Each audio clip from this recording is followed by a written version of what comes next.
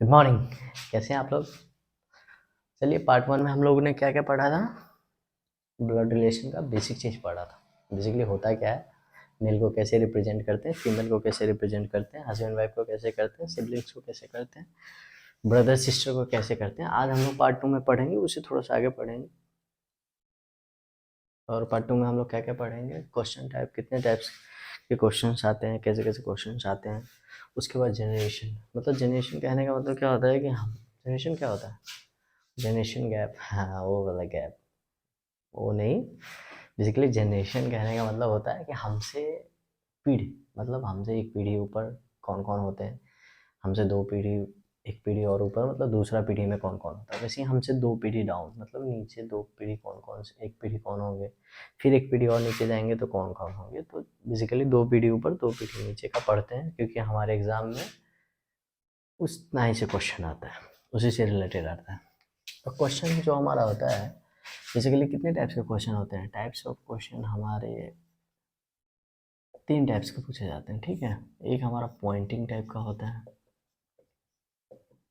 Poynting types, जैसे हम किसी की तरफ पॉइंट करके बोलेंगे फोटो की तरफ कि वो मेरे पापा की बहन का बेटा है, या समथिंग लाइक दैट, ठीक है। फिर होता है पजल टाइप। पजल तो आप लोग समझते ही होंगे, क्योंकि बैंकिंग सेक्टर का बैकबोन है एग्ज़ाम पास करने के लिए, मतलब पैराग्राफ देगा फिर वहाँ से।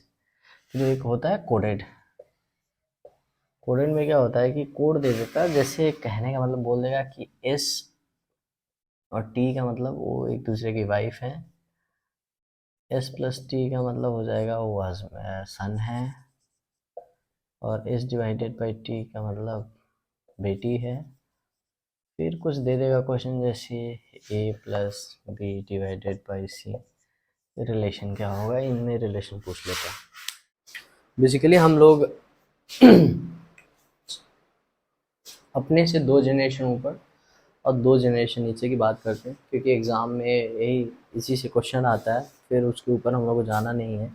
तो ग्रेट ग्रैंड फादर जो बोलते हैं या ग्रेट ग्रैंड मदर, वो सब नहीं जाना, ठीक है। बेसिकली क्या है कि मैं एक रफ आइडिया आपको समझा रहा हूँ। जैसे सेम जनरेशन, जैसे सेम जनरेशन, जनरेशन, ठीक है। जैसे मैं हो गया या आप लोग हो गए, ही सी कुछ भी हो सकता है, मतलब ये लेडीज़ या जो भी, इससे एक जनरेशन ऊपर ये क्या हो जाएंगे, एक जनरेशन ऊपर आपके फादर होंगे, मदर होंगी, और कौन कौन होंगे, वही चीज़ देखेंगे। फिर एक जनरेशन और ऊपर जाएंगे तो यहाँ पे आपके दादा होंगे, दादी होंगी, या आपके फादर, या आपकी मदर, या आपके दादा, मतलब ग्रैंड फादर, ये ग्रैंड मदर। जीएफ मतलब ग्रैंड फादर भी होती है। आज देखा, इतनी अच्छी क्लासेस है, आज आपको जीएफ का एक और मीनिंग पता चला। इससे पहले लोग क्या समझते हैं, जीएफ मतलब गर्लफ्रेंड लेकिन ग्रैंड फादर भी हो सकता है। एक जनरेशन डाउन जाएंगे तो आपका बेटा होगा या बेटी होगी, डॉटर। एक जनरेशन और जाएंगे तो ये क्या हो जाएगा, ग्रैंडसन हो जाएगा, पोता।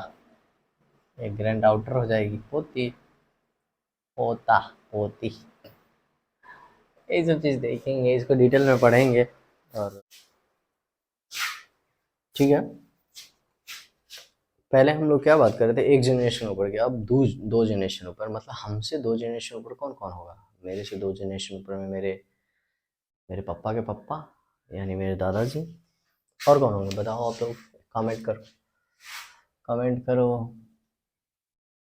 ग्रैंडफादर होंगे, उसके बाद ग्रैंडफादर के बाद कौन होंगे, मदर होंगे, ग्रैंड मदर होंगे, और कौन होंगे, ग्रैंडफादर, ग्रैंड मदर, ससुर जी भी तो होंगे। तो grand father in law, grand mother in law, और कौन होंगे बताओ, और कौन होंगे। ठीक है। अब इसमें भी सेम कंडीशन, जो मदर साइड के होंगे उसको मैटरनल ग्रैंडफादर इन लॉ, जो फादर साइड के होंगे वो पैरेंटल पैटर्नल सॉरी पैरेंटल नहीं पैटर्नल ग्रैंडफादर इन लॉ। ठीक है। अब ठीक है, अब हम अपनी जनरेशन की बात करते हैं, मतलब same generation, same generation, same generation, ये बहुत इंपॉर्टेंट है यार, लाजवाब। इसमें कौन कौन आ जाएगा सेम जनरेशन पे, कौन कौन आएगा बताओ। भाई आ जाएगा, ब्रदर, सिस्टर, सिस्टर और ब्रदर सिस्टर, कज़न, कज़न, उसके बाद वाइफ आ जाएगी, भाई वाइफ, हस्बैंड, हस्बैंड वाइफ, उसके बाद sister in law, sister in law, उसके बाद brother in law, brother in law. समझ में आया? और खुद तो आओगे ही। अब एक चीज़ और है कि हम लोग जैसे कज़न, कज़न मीन्स क्या होता है हमारा, कज़न मीन्स हो गया चाचा का, मामा का, मौसेरा, फुफेरा, ये सब जो भाई होता है इसको कज़न बोलते हैं। ठीक है। और ठीक है, sister in law, sister in law में हमारा क्या हो जाएगा, जैसे भाभी भी आ जाएंगी, और उसके बाद साली, ननद, ब्रदर इन लॉ में साला, उसके बाद साला आ जाएगा, फुफ, जीजू, जीजू भी बोल सकते हैं, और तेवर भी बोल सकते हैं, तेवर वगैरह भी आ जाता है, ये सब सेम जनरेशन में आता है। ठीक है।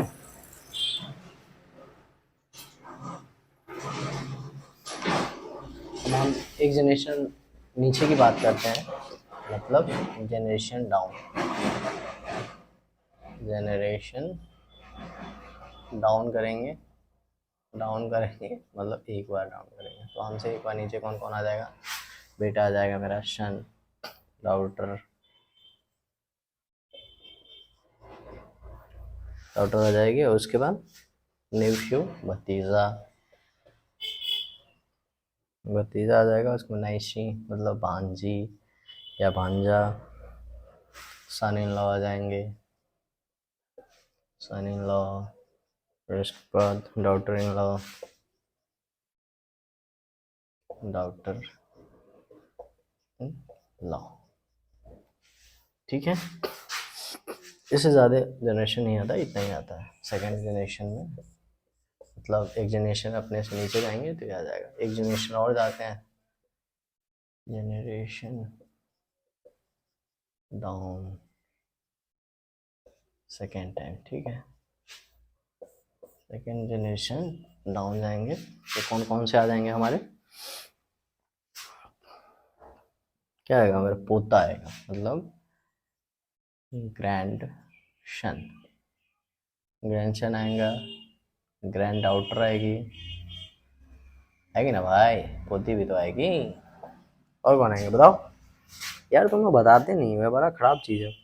Grand daughter in law, grand daughter in law, grand son in law, मतलब कानूनी तरीके से आपके पोता है और पोती है। ठीक है,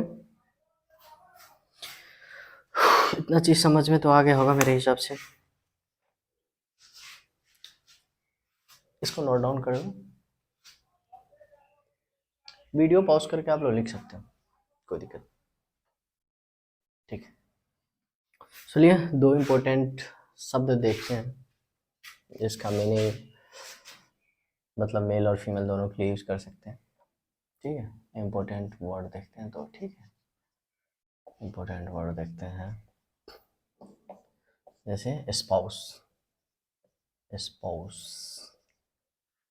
स्पाउस का मीनिंग हस्बैंड वाइफ के लिए यूज होता है, हस्बैंड और वाइफ के लिए यूज होता है, हस्बैंड और वाइफ के लिए यूज होता है, और ये मतलब ऐसा नहीं है, जैसे मान लीजिए मैं अपनी वाइफ के लिए बोलूँगा तो बोलूँगा शी इज़ माई स्पाउस, मतलब वो मेरी पत्नी है।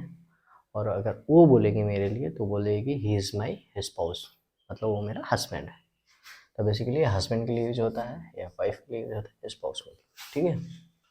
मेल फीमेल बहुत यूज कर सकते हैं, ये बहुत इंपॉर्टेंट चीज़ है, बहुत इंपॉर्टेंट वर्ड है ये, बहुत कंफ्यूजिंग है। कंफ्यूजिंग क्या है, मतलब जिसको पता नहीं होगा वो कर ही नहीं पाएगा। फिर आता है siblings. Siblings, sibling, sorry, sibling मतलब होता है भाई बहन। सिबलिंग मतलब क्या होता है, भाई बहन। मतलब बेसिकली सिबलिंग्स का कोई जेंडर आइडेंटिफाई नहीं कर सकते, बोथ के लिए यूज होता है। इसका हिंदी मीनिंग ऐसे सहोदर होता है, शायद सहोदर ही होता है। एक बार आप लोग कमेंट कमेंट में बताएंगे कि मैंने गलत लिखा है कि सही लिखा है, शायद सहोदर ही होता है। 1 मिनट में कंफर्म होता है। हाँ, सहोदर ही होता है। बेसिकली कहने का मतलब होता है कि सेम मदर से जिनका बर्थ हुआ, सेम मदर और सिबलिंग्स हैं। जैसे मेरी बहन और मैं सिबलिंग्स हैं, मेरा भाई और मैं सिबलिंग्स हूँ, मतलब सेम मदर से जो जन्म लिए होंगे वो सिबलिंग्स हो जाएंगे, ठीक है। बेसिक चीज़ है, मैं कोई तोप नहीं पढ़ाऊँगा आपको, ऐसा मैं नहीं बोलूँगा कि मैं बहुत तोरू फोरू हूँ और मुझे ज़्यादा चीज़ आता भी नहीं है। मतलब बेसिकली मैं आपको एक कंसेप्ट दूंगा, मैं कंसेप्ट समझाने की कोशिश करता हूँ बहुत, मतलब छोटा छोटा कंसेप्ट समझाऊंगा जिससे आप बढ़ते बढ़ते फिर वो एक माइलस्टोन बनाएंगे अपने आप को, ठीक है। पहला क्वेश्चन पढ़ते हैं फिर देखते हैं। मैं वही बोल रहा हूँ, मैं मेरे से बहुत अच्छे अच्छे ट्यूटर यूट्यूब पे पढ़ाते हैं और उनको आता भी है बहुत अच्छा, लेकिन बस मेरी कोशिश है कि मैं जैसा हूँ मैं खुद अपने जैसे स्टूडेंट को जोड़ पाऊँ, जिनको थोड़ा धीरे से समझ में आता हो बच्चों को नहीं, ठीक है। जो हाई फाई हैं वो हाई फाई जगह जाएंगे तो ज़्यादा अच्छा फील करेंगे, ठीक है। टाइप्स ऑफ क्वेश्चन में मैंने पहले बोला था आपको कि एक पॉइंटिंग टाइप का होगा जो वन लाइनर क्वेश्चन होता है, फिर उसका पजल, फिर उसके बाद कोडेड क्वेश्चन आता है। तो पॉइंटिंग से हम स्टार्ट करेंगे, पॉइंटेड क्वेश्चन कैसा आता है, फिर उसके बाद पजल वाला करेंगे, फिर कोडिंग वाला करेंगे, ठीक। पॉइंटिंग वाला बेसिक में क्वेश्चन देखिए, इसमें क्या बोल रहा है कि pointing towards a man another man said, मतलब एक आदमी दूसरे आदमी की तरफ उंगली करके बोल रहा है, ठीक है। ही इज, मतलब वो क्या है, he is the sun of my father, मतलब पहला आदमी क्या बोल रहा है कि वो मेरे पापा के बेटा, he is the sun of my father sister, मतलब वो मेरे पापा की बहन का बेटा है, ठीक है। इसको बनाएंगे कैसे, रिप्रेजेंट कैसे करेंगे, pointing toward a man another man said कि he is son of my father, मतलब ये मान लीजिए उसका फादर है, ठीक है, उस आदमी का फादर है, मतलब प्लस से रिप्रेजेंट करेंगे, वो उसका बेटा है, वो उसका बेटा है ये, ठीक है। इसकी तरफ उंगली कर कर रहा है कि ही इज, मतलब he is the sun of my father sister, मतलब मान लीजिए सिस्टर है उसकी, और सिस्टर सन मतलब उसका बेटा है। Then what is the relation between them, तो इन दोनों के बीच में रिलेशन क्या है, ये क्या है, दोनों बेसिकली एक दूसरे को बताइए, बताइए। कजन होंगे ना, लेकिन कजन तो है नहीं, तो इसका आंसर क्या होगा, डी।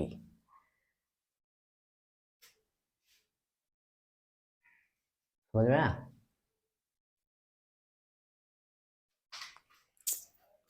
ठीक है। चलिए दूसरा क्वेश्चन देखते हैं। Pointing to a Sudha, pointing to Sudha, Sudha की तरफ पॉइंट करके बोला, राजन सेड बोलता है, राजन क्या बोलता है, राजन बोलता है कि हर मदर ओनली डाउटर, मतलब किसकी मदर, हर मदर मतलब सुधा की, सुधा की मदर, सुधा की मदर, ये सुधा हो गई, सुधा मदर ओनली डाउटर, इकलौती बेटी इसमें मदर, राज, इकलौती बेटी यही हुई ना सुधा, मतलब सुधा की माँ की इकलौती बेटी, मतलब मैं अपने पिताजी का इकलौता बेटा हूँ तो मैं ही हुआ ना भाई। समझ पा रहे हो इस बात को? देखो मैं समझाता हूँ कैसे। मतलब कोई बोलता है कि तुम अपने पिताजी के इकलौते बेटा हो, मतलब तुम ही ना हो भाई। अगर तुम्हारा बेटा कल के बोले कि मेरे दादाजी के इकलौते बेटे का मैं बेटा हूँ, तो दादाजी का इकलौता बेटा मतलब जो बोल रहा है उसके पिताजी। इस चीज़ को समझ पा रहे हो? मेरे हिसाब से बहुत बेसिक चीज़ है, लेकिन आ जाना चाहिए समझ में। तो राजन रिलेटेड टू सुधा क्या है? तो राजन क्या है? उसका बेटा है। मेरे हिसाब से बहुत बेसिक चीज़ है, समझ में आ गया होगा। बाकी नहीं आया होगा तो कमेंट कीजिए आप, फिर मैं समझाता हूँ, बताता हूँ। ठीक है।